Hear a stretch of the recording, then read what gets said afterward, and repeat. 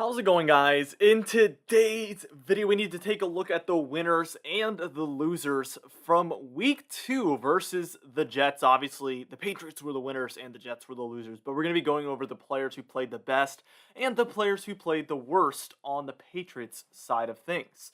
Now, be sure to smash that like button, leave a comment down below, and subscribe for the best Patriots content on YouTube. All of those things help me out so much. I appreciate you guys a lot because everything that I've been able to accomplish is mostly because of you guys liking, sharing, commenting, and even subscribing. So thank you so much.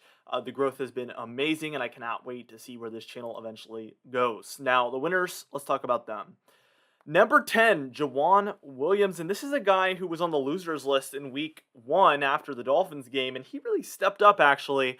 And you didn't hear his name getting called at all. He actually had a big hit at one point, I remember as well. That was really cool. I've always thought he could play safety, so that is nice to see because down the road, you never know what the Patriots might do. So to see that kind of big hitting ability is a very nice thing. Now, I think he had a really, really good comeback game, and it's nice to see one of those second-round cornerback rookies, and he's not a rookie anymore, but one of the guys we drafted in the second round from the secondary actually play good. The Patriots have consistently gone secondary in the second round. And oftentimes it has not gone so well, but the past two, Juwon Williams and then Kyle Duggar, actually seem like they've kind of panned out. So really, really nice to see. Now, they're not stars by any means yet, but who knows what they could be. This is a step in the right direction for sure. Number 9, Josh Uche. I saw him kind of wrecking havoc for a while there in the game, and that's definitely going to get some recognition for me. He was on the list in week 1, and he is on the list in week 2 as well. I think he played very nicely. And as long as we're getting pressure like that, it's going to do wonders for this defense. And I think the pressure has a lot to do with the interceptions as well. So it's very nice to see that coming in and working really well. Number 8, Hunter Henry. One of the two tight ends actually did play well. I wouldn't say he played great, but I still really want to see more production from both of these guys. But Hunter Henry is way closer to being in the right direction at this point than Jonnu Smith. Number 7, talk about kind of a bounce back game. Damien Harris, guys, that crazy run, one of the best I've ever seen from a Patriot. Really, really nice to see there. No fumbles, obviously. He had a very solid game. I would expect more yards, but our offensive line has not been playing very well. I blame that on Trent Brown, by the way, being out. I think I talked about this in a previous video, but when one offensive lineman goes out, the rest have to kind of adjust for that, and I think that's what's kind of weakening the whole group. Once we get Trent Brown back, which I have no idea when that's going to be, that is when we can start to take things in the right direction with the offensive line. But until then, I don't really expect any sort of dramatic improvement there. We see number 6, Jonathan Jones. You didn't really hear his name being called, and that's why he's on this list. As a cornerback, it's kind of just better to not have your name ever called and never have any really catches on you. He was the highest ranked cornerback on our team. And I just think he's been playing really, really nicely through weeks 1 and 2, actually. Number 5, Mac Jones. He was number 1 pretty consistently. Number 5, he had more of an average game. Still, I think both his games, you could take either of those. Those are the 2 best games from any of the rookies in the entire draft class, in the quarterback draft class. Both games individually, so either one, even this one, his lesser good game. But it was still not as productive as week 1. We played against the Jets, so we should have seen improvement, but we kind of took a little bit of a step back. We still won, and I think that's all they really care about. And I heard a story, actually, I wanted to share this. Apparently, Mac Jones was so mad about losing to the Dolphins in week 1 that he started his film study for the Jets that night, on Sunday night of last week. So this guy has the drive and has the passion, and he puts the work in. I mean, that is a big, big part of the equation of being a good quarterback in the NFL, and it's good to see a guy kind of similar to our other guy that we've had before that I'm not going to mention because it just kind of sparks discussion. But it's nice to just have a quarterback that really puts the work in the film room and is really dedicated to being better, because there's been so many people who have come into the NFL, quarterbacks that are just lazy and don't really want to put that hard work in. There's been some very extreme examples of that actually throughout history, and we have the opposite side of the spectrum here in Mac Jones. He's dedicated and he wants to be a winner, which is really, really nice. That is like step 1 to being a good quarterback. Number 4, Michael Onwenu, who is consistently through weeks 1 and 2 been our best player on our entire team. And right now, according to Pro Football Focus, he is our best player on our team through 2 weeks. I do expect that there will be some other guys who step up, obviously, and probably overcome him. But right now, I mean, he is a beast on that offensive line, and he's like the one thing that's holding it together, the one player that's grading good, and it's really, really nice to see. You haven't heard a lot of penalties called on him. I don't even know if there's been any. He's been consistent up front. What an amazing draft pick last year in Michael Onwenu. I'm so glad we have him because it would be a different story so far this season if he wasn't there. Number 3, Devin Mccourty. He did have the one interception, but outside of that, you're probably like, why is he even on this list? Well, the first interception, too, if you watch it back, I can't show NFL footage on these videos because otherwise I can't monetize it. I can't show any NFL footage, which kind of is lame. But I want to make money on some of my videos, you know what I mean? But I do make a lot of videos for you guys as well where it's basically like free. It's basically free. I don't make any money. But this one, want to make a little bit of money. Devin Mccourty. The first interception, he was responsible for it because he tipped it. After J.C. Jackson tipped it, Devin Mccourty jumped up and tipped it back to J.C. Jackson again. So he was definitely out there playing good, and then he had his own interception, so I think he deserves to be on the list. He was very consistent in the passing game, and, you notice no teams are passing deep on us outside of that one miscommunication versus the Jets where nobody was covering the guy, and that one, I mean, we're very blessed there because he was kind of led out of bounds. If he was led upfield, that might have been a touchdown, but anyway, that's besides the point. Devin Mccourty. I think he's been playing great at the deep safety position for like 10 plus years. I think he was drafted in like 2009 or 2010, and he's been playing good. Well, he played cornerback his first year, but after that, he's been playing great at deep safety ever since then, and I don't think this year is an exception. I think he is the main reason they're not passing deep on us all the time because he does have a tendency to intercept it when they do so. Adrian Phillips. Now, Michael Onwenu might be the number 1 player on our team right now.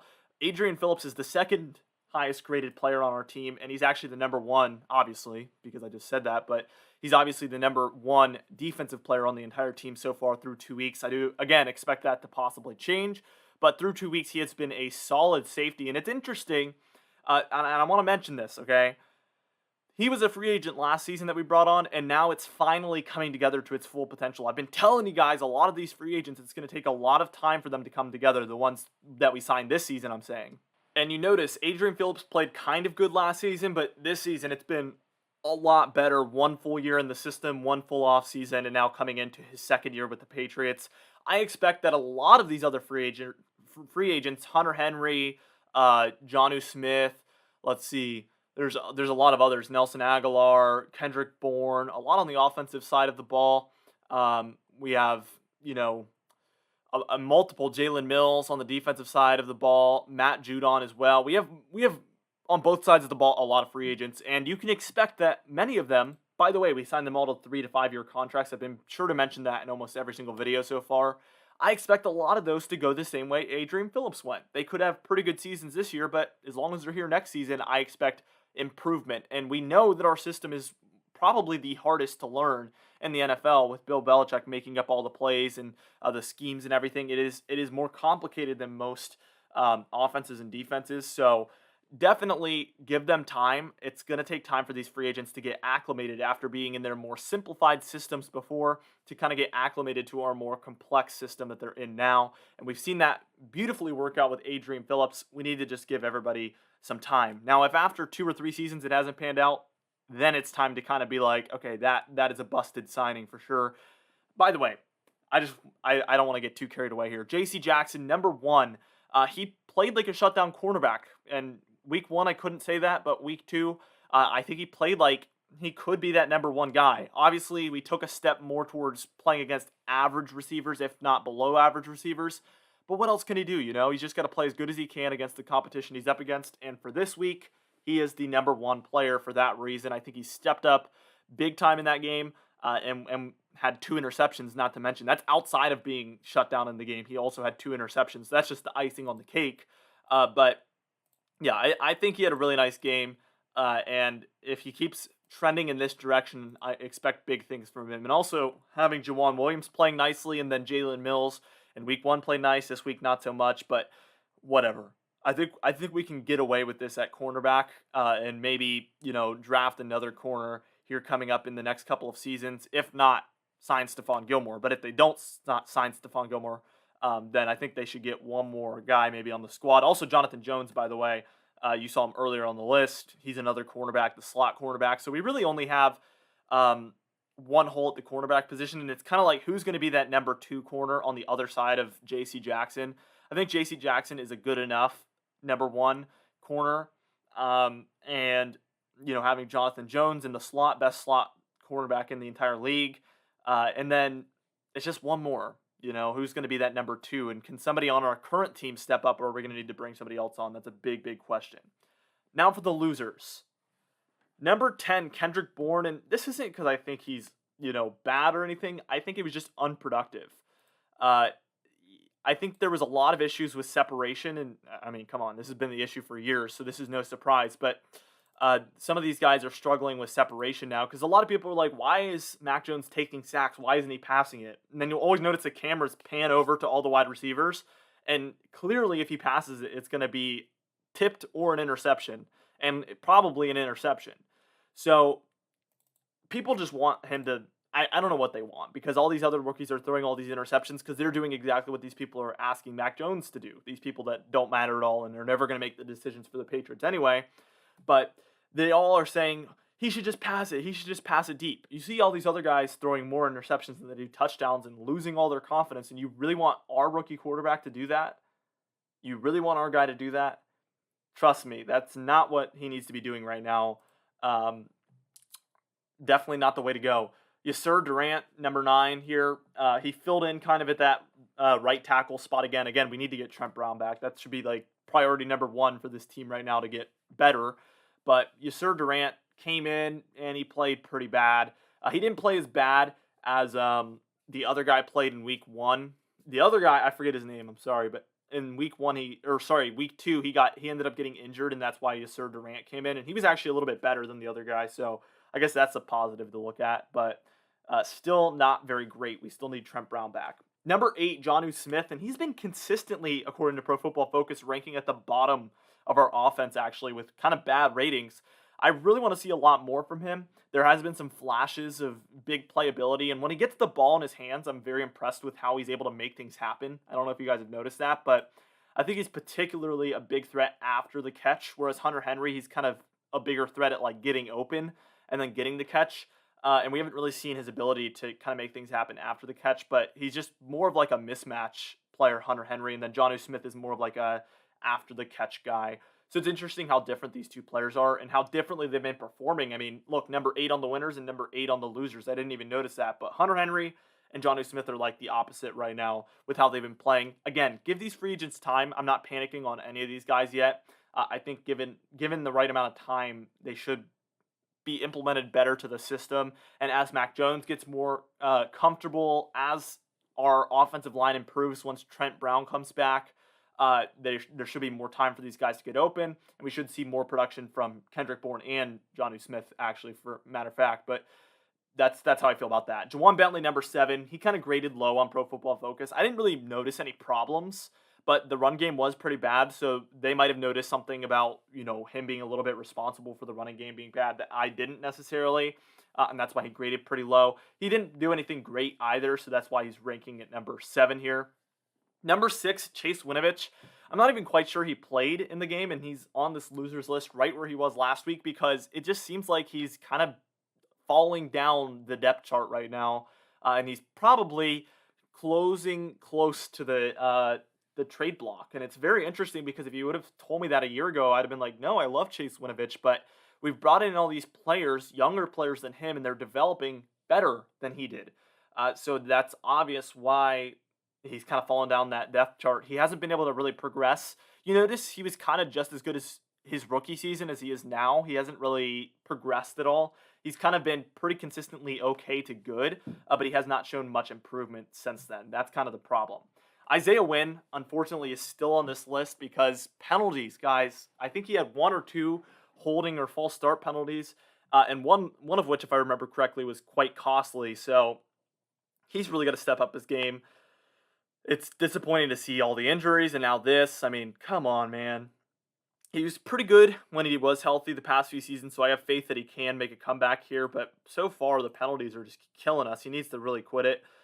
Devon Godshaw, number 4.